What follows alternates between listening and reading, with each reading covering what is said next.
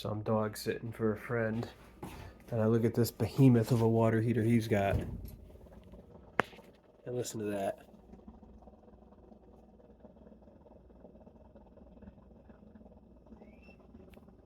The upper element's boiling like crazy.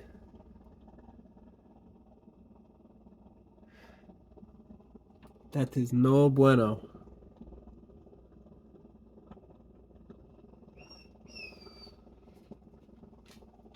I've never heard one boil like that. Not the upper elements. Typically, the lower elements will boil when they're in sediment, and there's no way the sediment is all the way up to here. So he's got a problem with that thermostat, or he's got it set way too high. Hear that? Crazy.